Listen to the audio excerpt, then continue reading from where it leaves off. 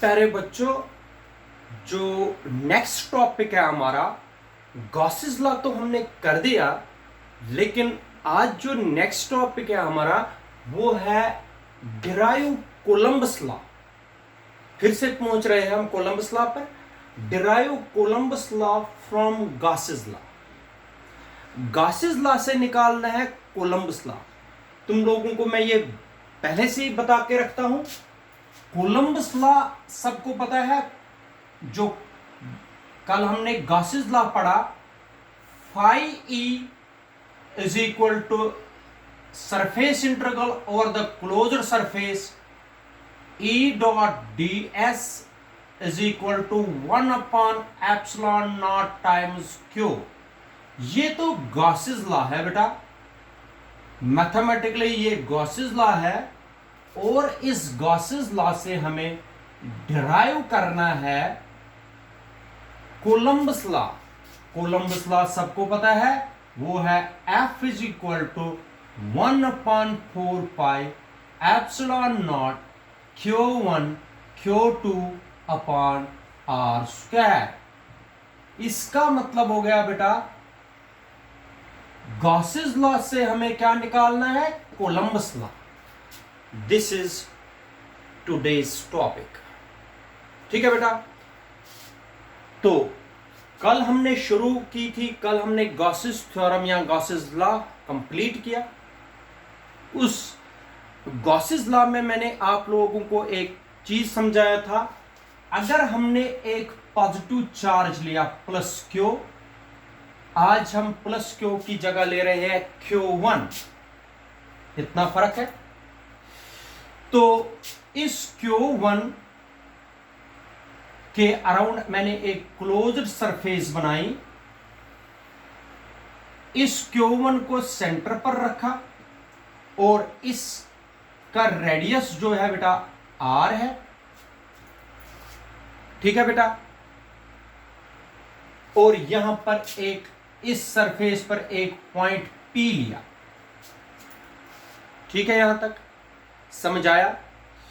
तो Q1 रखा आज ओरिजिन पर, इसके अराउंड मैंने एक क्लोज्ड सरफेस बनाई। इस क्लोज्ड सरफेस को हमने बोला गॉसियन सरफेस।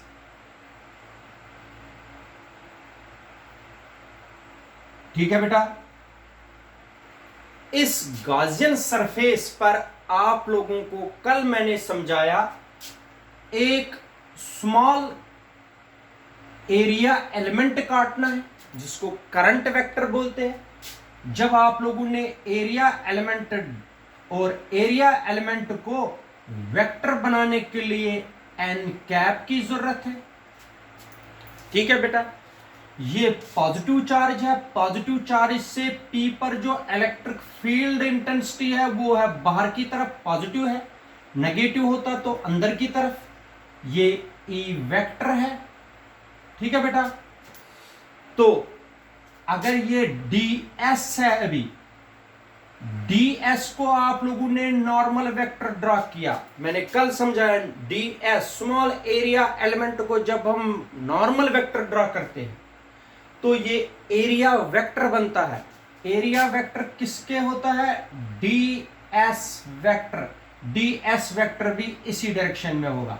इसका मतलब E वेक्टर और ds वेक्टर के बीच में थीटा कितना है बेटा? 0 डिग्री, क्योंकि they are parallel to each other. E vector और ds वेक्टर एक ही डायरेक्शन में।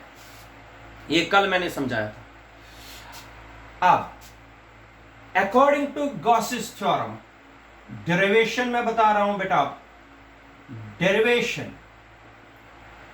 अकॉर्डिंग टू गॉसेस थ्योरम या अकॉर्डिंग टू गॉसेस लॉ,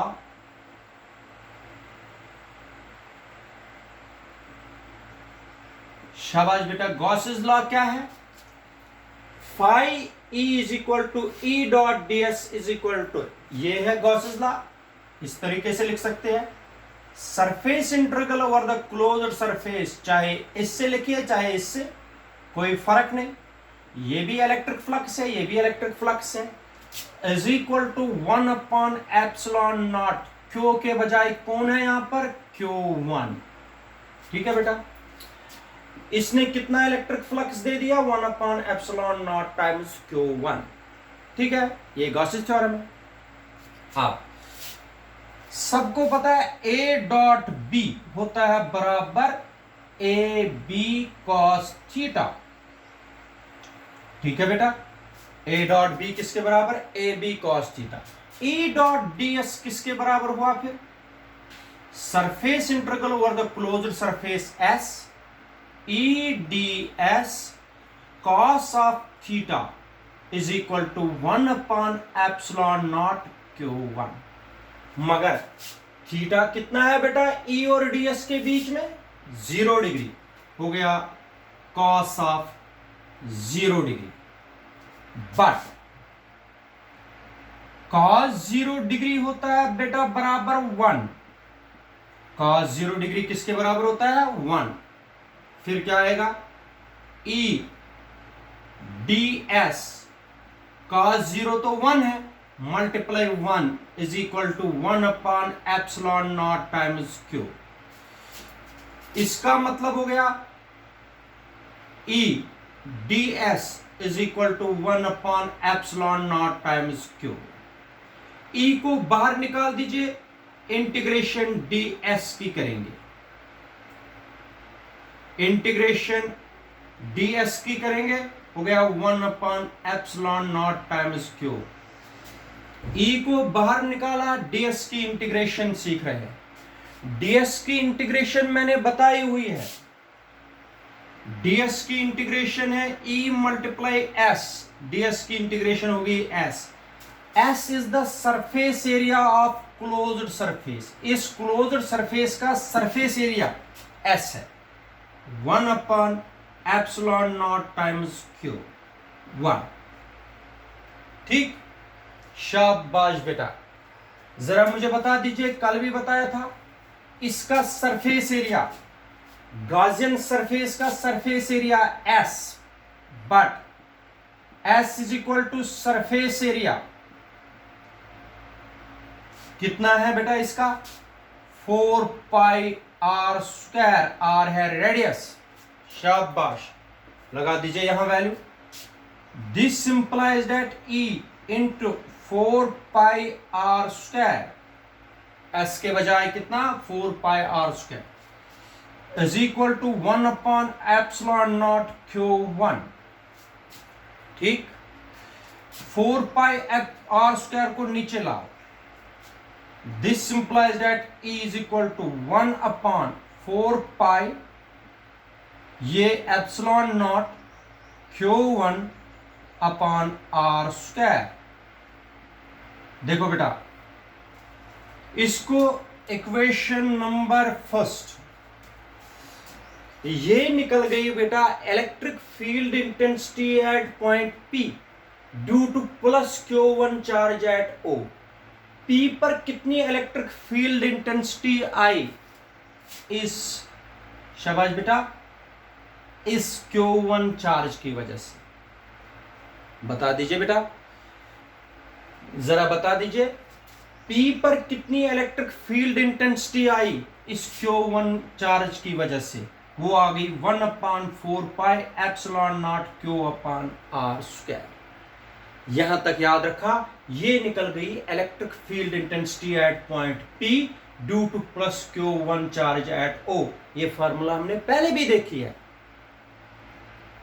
ठीक है बेटा, ये है इक्वेशन नंबर फर्स्ट। आप देख लीजिए बेटा आगे, इधर सुनिए। Now let us take it, now let us take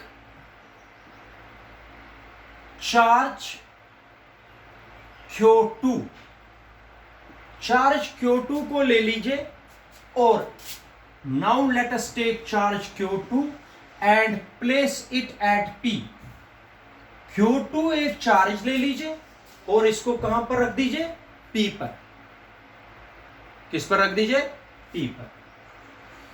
मगर Q2 किसकी इलेक्ट्रिक फील्ड में आ गया, Q2 किसके इलेक्ट्रिक फील्ड में रख दिया, Q1 के, इसलिए इस पर फोर्स आएगा।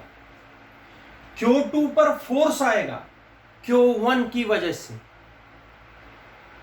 because now Q2 lies in the electric field of Q1, therefore Q2 experiences force due to Q1. Q2 पर फोर्स आएगा Q1 की वजह से, वो कितना फोर्स आएगा शाबाश, F is equal to Q2 into E, क्योंकि आप सबको पता है E होता है बराबर F upon Q, Q is equal to F into E, नहीं F is equal to Q into E। Electric field intensity होती है बराबर फोर्स अपान चार्ज, फोर्स किसके बराबर हुआ, charge multiply electric field intensity Q into E। अब आप लोग खुद बता दीजिए किस पर फोर्स आ रहा है, Q2 पर आ रहा है फोर्स, किसकी वजह से, Q1 की वजह से, क्योंकि Q2 lies in the electric field of Q1, Q2 lies in the electric field of Q1, therefore Q2 experiences force, कितना force, F is equal to Q2 into E, E is the electric field of Q1, this is equation number 2। बेटा फिर से मैं बता रहा हूं, जब आप लोगों ने Q2 को लाया और कहां पर रख दिया, P पर, इसका मतलब Q2 आप लोगों ने किसके इलेक्ट्रिक फील्ड में रखा, Q1 के इलेक्ट्रिक फील्ड में। Q2 पर फोर्स आएगा, कितना फोर्स आएगा, F is equal to Q2 into E, E किसका इलेक्ट्रिक फील्ड है, Q1 का। मगर ये कहां से आप लोगों ने ये फॉर्मूला लाई, E होता है F अपॉन Q, F होता है Q इंटू E, तो E का वैल्यू यहां से लाइए यूजिंग इक्वेशन फर्स्ट, शाबाश। F is equal Q2 multiply E का value 1 upon 4 pi epsilon not Q1 upon R square, ठीक है। यहां से मैंने लाया वैल्यू, इधर लाया डाल दिया E की वजह से, तो F इज इक्वल टू, पहले मैं लिखूंगा 1 अपॉन 4 पाई एप्सिलॉन नॉट, शाबाश, Q1 और ये Q2 इसके साथ जोड़ दूंगा, Q2 upon R square. This is required Columbus law. बेटा ये कोलंबस लॉ हमने निकाला, लेकिन निकाला किससे, गॉसेस लॉ से। इस फार्मूला से हमने निकाला कोलंबस लॉ, इसका मतलब है we have derived Coulomb's law from Gauss's law. ये भी एक इंपॉर्टेंट क्वेश्चन है इस सब यूनिट का, we have to derive Gauss's Coulomb's law from Gauss's law. आएगा बेटा करना, बड़ा इंपॉर्टेंट पॉइंट है, आप लोगों को समझना है। मैं फिर से बता रहा हूं, जब ऐसे क्वेश्चन इसमें समझा रहा हूं मैथमेटिकल, अपना रफ कॉपी जितना जितना वीडियो देखते जाओगे, साइड में रफ पर यही लिखते जाइए जितना मैं लिख रहा हूं, तो जब आप वीडियो खत्म होगा, आपका क्वेश्चन भी खत्म होना चाहिए उसी वक्त, आप लोगों ने भी सारा वो लिखा होना चाहिए, उसके बाद फिर कॉपी पर लिख लीजिए, तब आप लोगों को हमेशा याद रहेगा। ठीक है बेटा, thank you, have a good day.